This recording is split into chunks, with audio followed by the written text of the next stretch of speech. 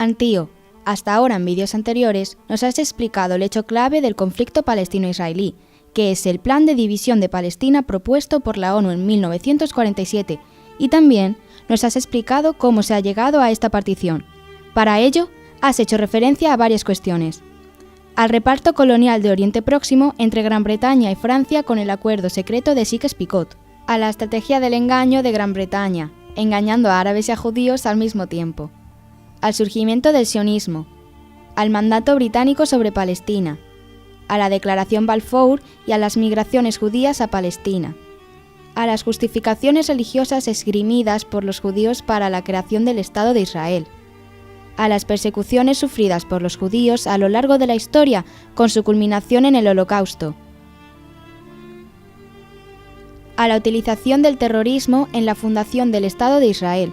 En definitiva, muchas aristas que van conformando la complejidad del conflicto, pero queremos ya que nos expliques cuáles fueron los males que salieron cuando se abrió la caja de Pandora, es decir, cuando se llevó a cabo el plan de división de Palestina propuesto por la ONU en 1947.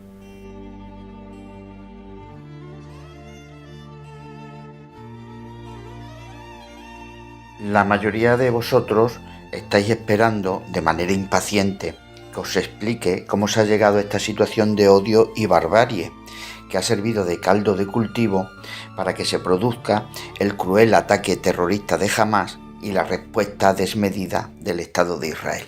Lo comprendo, queréis una respuesta rápida de por qué ha pasado algo tan terrible, pero tenéis que entender que todo conflicto tiene unas raíces que si no se analizan es como empezar a construir la casa por el tejado.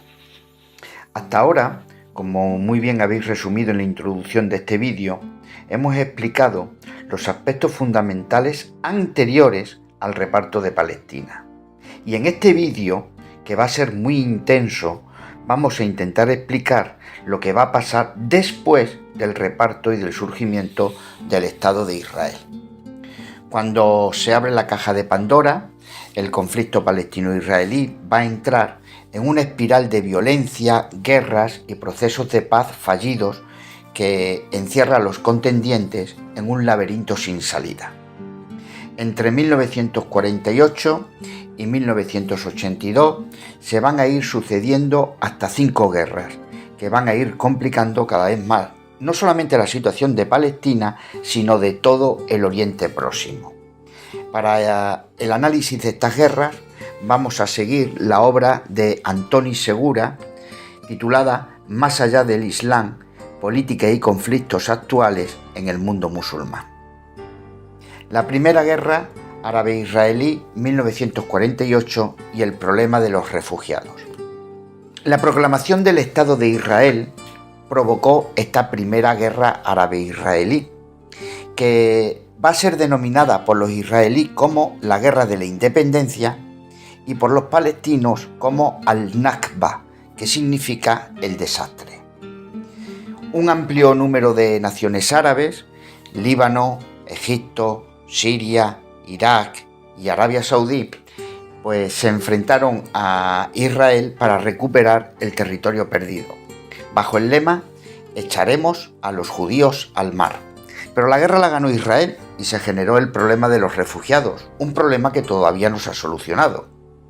¿En qué consistió este nuevo problema?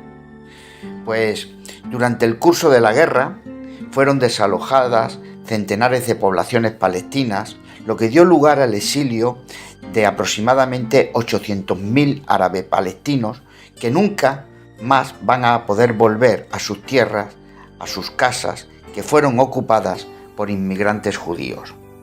Cuando en enero de 1949 se firmó la paz, Israel pasó a controlar el 78% del antiguo territorio de Palestina frente al 56% que le otorgaba el plan de partición de la ONU.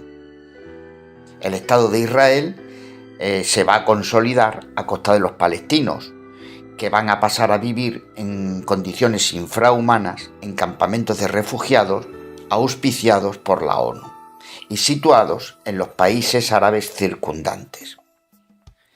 Podemos afirmar que la semilla del odio empieza a crecer.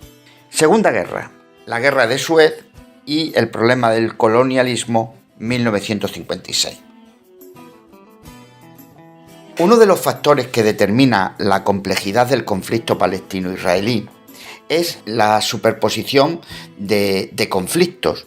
No se trata solo del conflicto palestino-israelí, también confluyen en el Oriente Próximo los intereses coloniales de las antiguas metrópolis, Francia e Inglaterra, y las luchas en plena Guerra Fría entre Estados Unidos y la URSS para controlar el Oriente Próximo, que es una zona con un gran valor geoestratégico y geoeconómico. La guerra de 1956 es un claro ejemplo de la confluencia de todos estos factores. Vamos a ver cómo se van a desarrollar los acontecimientos. El presidente socialista de Egipto, Nasser, planificó la construcción de la presa de Asuán en el canal de Suez para poder poner en regadío miles de hectáreas y electrificar parte del país. Gran Bretaña y también Estados Unidos van a presionar al Banco Mundial para que no financiara esta construcción. La respuesta de Nasser fue la nacionalización del canal de Suez, perjudicando los intereses de Gran Bretaña y de Francia, que son los principales accionistas del canal. Y la respuesta de esta pues no se dejó esperar. La respuesta fue la intervención militar a la que se va a unir el Estado de Israel, ya que Egipto había cerrado la única salida que tenía Israel al Mar Rojo por el Golfo de Aqaba. Entonces, el 29 de octubre de 1956, tropas israelíes invaden la península del Sinaí, que pertenece a Egipto, y 2 días más tarde, Gran Bretaña y Francia bombardean Egipto. El 3 de noviembre, tropas árabes de Irak y Siria entran en Jordania para atacar a Israel. Aunque la guerra la perdió Egipto, las potencias coloniales van a entrar en declive, van a perder su influencia en la zona y en plena Guerra Fría, quien va a ocupar ese lugar, esa nueva influencia, va a ser Estados Unidos. Israel se va a aliar con Estados Unidos, mientras que las naciones árabes van a bascular hacia la URSS. Tercera guerra, la Guerra de los 6 Días, 1967, y la división del mundo árabe. El 5 de junio de 1967, sin previo aviso, Israel desencadenaba una violenta ofensiva de forma simultánea sobre diversos frentes y en 5 días, solamente en 5 días, ocupa Gaza, la península del Sinaí, Cisjordania, Jerusalén Este y los Altos del Golán. Es decir, que va a ocupar todo lo ocupable. El 22 de noviembre de 1967, el Consejo de Seguridad de la ONU aprobaba la famosa Resolución 242, en la que se establece: primero, se reconoce el derecho de la soberanía del Estado de Israel. Segundo, se denunciaba la adquisición de territorio por la fuerza de las armas y solicitaba la retirada de Israel de las zonas ocupadas. Tercero, instaba a solucionar el problema de los refugiados palestinos. Y cuarto, no hacía referencia al derecho de constituir un Estado palestino. Los estados árabes van a considerar esta resolución insuficiente y con el apoyo de la URSS se van a negar a firmarla. La ocupación de Gaza y Cisjordania, quedando los habitantes palestinos de estos territorios bajo la jurisdicción del Estado de Israel, van a contribuir a la expansión de un sentimiento nacionalista palestino. Y Yasser Arafat se va a poner al frente de este sentimiento nacional palestino. Se va a elegir como presidente de la Organización por la Liberación de Palestina, OLP, y va a ser apoyado por la facción Al-Fatah, que defendía la utilización de la violencia como la única vía posible para conseguir la liberación de Palestina. La consecuencia fue, pues, la adopción de la lucha armada, según unos, o terrorismo, según otros, como la única vía para conseguir la liberación de Palestina. Y de esta manera, pues, se inició una campaña de atentados contra los bienes y los ocupantes israelíes. Los ataques lanzados contra Israel desde sus bases en Jordania y el Líbano pues van a acabar convirtiéndose en un peligro para estos países. Y esto va a desencadenar una serie de crisis dentro del mundo árabe. La primera crisis grave se va a dar en Jordania, donde la población de origen palestino había llegado a representar pues casi el 60% del total de la población jordana. El establecimiento de los mandos de la OLP en Jordania pues supusieron un grave problema. Y en septiembre de 1970, el rey de Jordania decidió expulsar del país a las diversas organizaciones palestinas, provocando miles de muertos. Esta operación es recordada por los palestinos como Septiembre Negro. Siria e Irak van a romper relaciones con Jordania. A partir de aquí, los problemas se van a desplazar al Líbano. El Líbano se va a convertir en el nuevo santuario de la OLP y los atentados se van a recrudecer, tanto dentro de Israel como fuera. Uno de los más mediáticos fue el asesinato de 11 atletas israelíes en la Villa Olímpica de Múnich por un comando denominado Septiembre Negro. Cuarta guerra. La guerra del Yom Kippur 1973 y las repercusiones internacionales. Se inició coincidiendo con la fiesta judía del Día del Perdón o Yom Kippur y también con el Ramadán en los países musulmanes. En este caso se trató de una guerra para la recuperación de los territorios perdidos en 1967. Egipto y Siria son los que van a empezar las hostilidades y van a llevar la iniciativa en la península del Sinaí, que es el territorio estratégico de Egipto, y en los Altos del Golán, que es el territorio estratégico para Siria. Pero en una semana el contraataque de Israel supuso recuperar las posiciones iniciales. ¿Cuál es la novedad de esta guerra? Las grandes repercusiones internacionales que tuvo. Los países árabes exportadores de petróleo van a utilizar el crudo como arma política en contra de los aliados de Israel. La subida de los precios de los hidrocarburos pues repercutió gravemente en Europa y en Estados Unidos. Y para salir de la crisis, los Estados Unidos tuvieron que desplegar toda su diplomacia hasta llegar a los acuerdos de Camp David en 1978. En estos acuerdos, Egipto va a recuperar la península del Sinaí y el canal de Suez. ¿Y qué obtenía Israel con esta retirada? Pues va a obtener el reconocimiento del principal estado árabe del momento, que es Egipto, y garantías de seguridad en sus fronteras occidentales.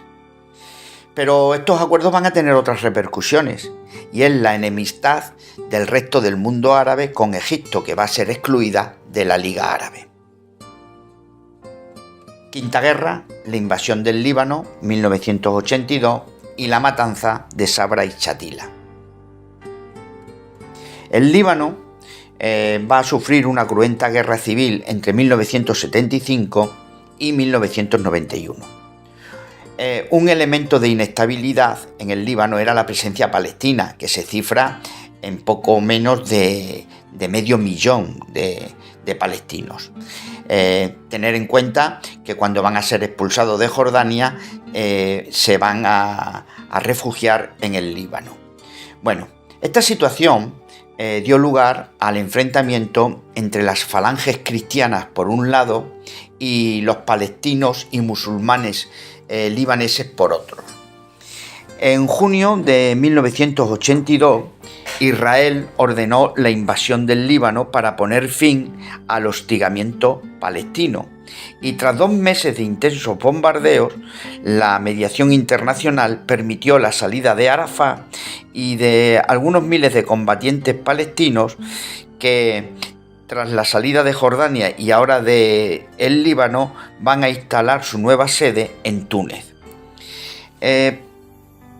Para que nos demos cuenta de que las matanzas de civiles, como la llevada a cabo por Hamás, no es la primera vez que ocurre, sino que estamos ante un hecho recurrente en el contexto del conflicto palestino-israelí o árabe-israelí, por hacerlo más amplio, es necesario que recordemos la matanza de Sabra y Shatila. Esta matanza va a ser perpetrada por las falanges cristianas con el beneplácito de los israelíes. Fijaros bien, un centenar de cristianos fueron autorizados para cruzar las líneas israelíes y penetrar en los campos de refugiados de Sabra y Shatila buscando palestinos. Y durante 38 horas, y ante la atenta mirada de los soldados israelíes que rodeaban los campos para que nadie pudiera escapar, se dedicaron a matar a miles de palestinos civiles indefensos. Y aquí se incluye a mujeres, ancianos y niños. La matanza fue de tal calibre que nunca se sabrá el número exacto de víctimas.